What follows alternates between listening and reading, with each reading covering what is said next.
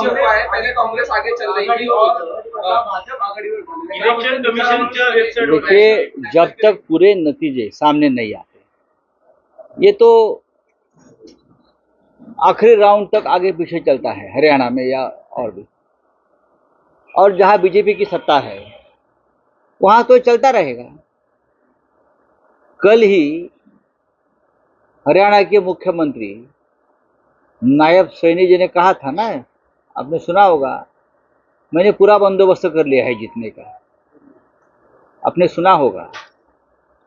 अभी क्या बंदोबस्त हम देख लेंगे, लेकिन हरियाणा में लहर है बीजेपी के खिलाफ, मोदी जी के खिलाफ, अमित शाह के खिलाफ एक लहर चल रही है। और वहाँ की जनता इस बार किसी भी हालत में बीजेपी को चुनकर नहीं देगी। अब चुनाव के नतीजे आने शुरू हो गए हैं, रुझान है अभी तक। मुझे विश्वास है हरियाणा में कांग्रेस सरकार बनाएगी। जम्मू कश्मीर में भी कांग्रेस अलायंस नेशनल कॉन्फ्रेंस के साथ सरकार बनाएगी। ये दो प्रमुख राज्य है देश के लिए, खास करके जम्मू कश्मीर। बड़ी बड़ी बातें करते थे 370 के बारे में, और भी बातें होती थी यहाँ। आखिर वहाँ की जनता ने, कश्मीर की जनता ने मोदी जी को, अमित शाह जी को और उनके बीजेपी को पूरी तरह से बाहर निकाल दिया स्टेट से। इन दो राज्यों के चुनाव के नतीजों के बाद आपको क्या लगता है महाराष्ट्र की राजनीति पर इसका क्या असर बात होगा? ऐसी, आप कहाँ भी चुनाव लीजिए, मोदी जी, अमित शाह जी और उनकी पार्टी हार जाएंगे। आप चुनाव किसी भी स्टेट में लीजिए, आप यूपी में चुनाव लीजिए ना, मैं तो मानता हूं गुजरात में लीजिए। मोदी जी का जो एक कृत्रिम जलवा था, हाँ, आर्टिफिशियल, वो खत्म हो गया है। उनका मुखौटा उतर गया है, बीजेपी का मेकअप उतर गया है पूरा। राउत साहब, लेकिन स्पेसिफिक सवाल है कि महाराष्ट्र में अभी आप चुनाव होने वाले हैं। अगर हरियाणा के साथ चुनाव होता तो आज महाराष्ट्र के नतीजे भी बीजेपी के खिलाफ जाते। अभी जो चुनाव हो गया महाराष्ट्र में, आप देखिए क्या होता है। हम 175 से 180 तक सीटें महाविकास आघाड़ी जीतेगी। बीजेपी किसी भी हालत में महाराष्ट्र में और झारखंड में हार रही है। लेकिन राउत साहब, महाविकास आघाड़ी का गठबंधन अभी भी सीटों का बंटवारा घोषित नहीं कर रहा है, तो क्या तो किसने किया बंटवारा? सीटों का जो बंटवारा है, हमारे जो सामने है लोग, सरकार, उसने किया। अब उनको जाके सवाल पूछिए ना। हम करेंगे ना, हमारे पास क्या, हम लोकसभा में हमारा गठबंधन हुआ था, हम चुनाव जीत गए। विधानसभा 288 सीटें हैं भाई।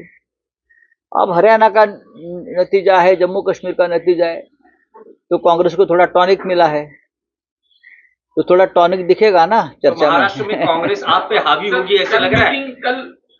कल मीटिंग हुई, कोई हावी नहीं होगा। सीटों को बंटवारे एक दूसरे के ऊपर हावी होने का कोई सवाल पैदा नहीं होता। हम सब एक साथ है, एक साथ लड़ेंगे, और ये जो तानाशाही है मोदी जी की, उसको महाराष्ट्र से हम उद्ध्वस्त कर देंगे। इशारा किया कि कांग्रेस को टॉनिक मिलेगा, ये दो जगह जो अच्छा है, तो थोड़ा टॉनिक यहाँ महाराष्ट्र में भी दिखेगा, तो उसके संदर्भ मैं मानता हूँ कि ये टॉनिक महाविकास आघाड़ी को भी मिलेगा। हमारे पास ऑलरेडी टॉनिक है शिवसेना के पास, हमें टॉनिक की जरूरत नहीं है। हमारा संगठन बहुत मजबूत है, जमीन पर है। तो ये कांग्रेस एक नेशनल पार्टी है, बहुत से स्टेट में चुनाव लड़ती है। जैसे कि मैंने देखा कि पश्चिम बंगाल में भी उपचुनाव में कांग्रेस जीत रही है। नहीं, अच्छी बात है। लेकिन राउत साहब, इस नतीजों के बाद ऐसे दिख रहा है कि महाराष्ट्र में कांग्रेस का मुख्यमंत्री पद पर दावा और मजबूत होगा। ऐसे कोई दावा नहीं करता है मुख्यमंत्री पद पर, और मजबूत होने की भी कोई बात नहीं है। चुनाव होंगे, फिर नतीजे आएंगे, फिर हम बैठेंगे। महाराष्ट्र की जनता क्या चाहती है, किसको चाहती है? राहुल गांधी तो यहाँ नहीं मुख्यमंत्री बनेंगे ना, क्या प्रियंका गांधी जी बनेगी, क्या खड़गे साहब बनेंगे? नहीं। तो हमें मालूम है यहाँ कौन मुख्यमंत्री बनने जा रहा है। हरियाणामध्ये भाजपला आता इलेक्शन कमिशन वेबसाईटवरती पुढे दाखवत आहे आता कोणाला हरियाणाचे जे निकाल आहे त्याचा महाराष्ट्राच्या राजकीय बघा, मुख्यमंत्री बनेंगे ना, क्या प्रियंका गांधी जी बनेगी, क्या खरगे साहब बनेंगे? नहीं, तो हमें मालूम है यहाँ कौन मुख्यमंत्री बनने जा रहा है. तर हरियाणामध्ये भाजपला आता इलेक्शन कमिशन वेबसाईटवरती पुढे दाखवत आहे. कोणाला? हरियाणाचे जे निकाल आहे त्याचा महाराष्ट्राच्या राजकीय बघा, चुनाव आयोग म्हणजे निवडणूक आयोग, त्याची वेबसाईट ही निवडणूक आयोग म्हणजे काय, भाजपात आहे ना शेवटी. काही करू शकतात ते, पण पाहू ना, अजून निकाल यायचे आहेत बरेचसे. निकाल येतील, वर खाली होत असतात, अजून बरेच राऊंड मोजायचे आहेत. पण हरियाणामध्ये काँग्रेसचं सरकार स्थापन होईल याच्याविषयी आमच्या मनात शंका नाही. हरियाणाचे मुख्यमंत्री वारंवार वक्तव्य करत होते, मात्र तेच आता मोठ्या फरकाने पिछाडीवर दिसत आहे. कालच नायब सैनी सांगत होते की मी हरियाणामध्ये निवडणुका जिंकण्याचा संपूर्ण बंदोबस्त केलेला आहे. आज सकाळी हे मुख्यमंत्री आघाडीवर होते, आता पिछाडीवर आहेत. तसं तुम्ही जे म्हणताय की आता वेबसाईटवर निवडणूक आयोगाच्या काँग्रेस मागे आहे, होऊ द्या पूर्ण निकाल, शेवटच्या राऊंडपर्यंत, फेरीपर्यंत हे निकाल लागत राहतील. पण मला खात्री आहे की हरियाणाची जनता जी आहे ती स्वाभिमानी जनता आहे, महाराष्ट्राप्रमाणे. ती जाटलँड आहे, लढवय्ये लोक आहेत ते.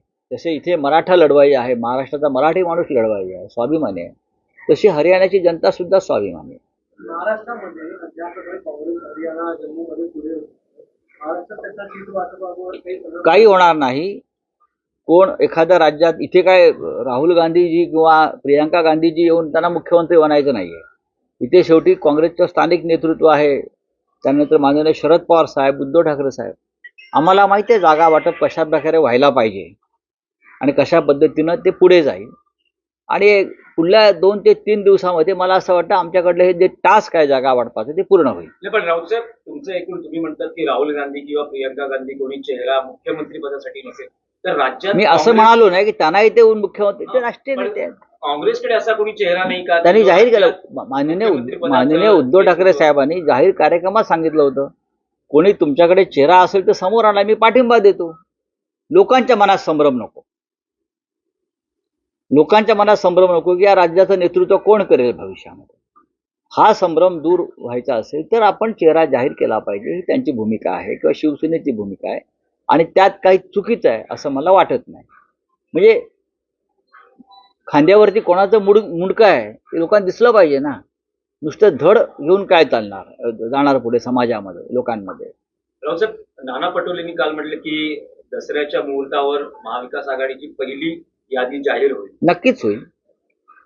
आणि मोठ्या प्रमाणामध्ये म्हणजे बहुसंख्य जे आमचे उमेदवार आहेत ते दसऱ्याच्या आधी यादी तयार झालेली असेल आमची.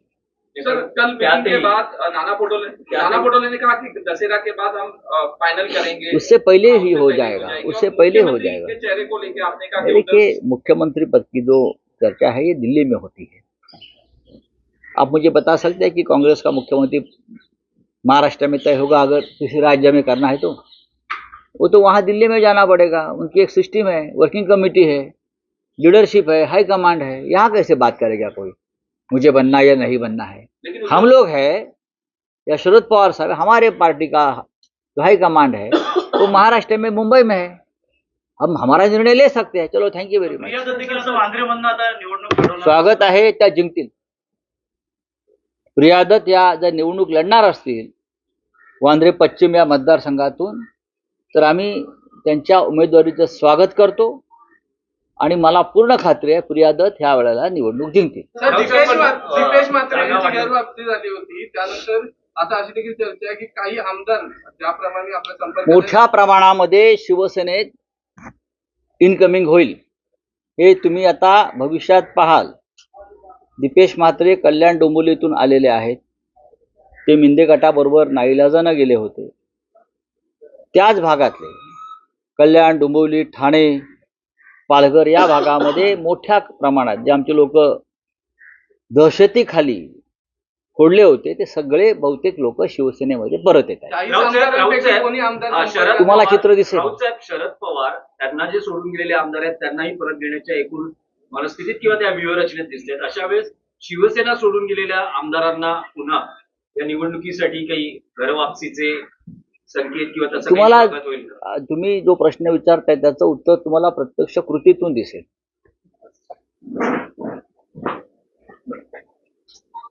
अशोक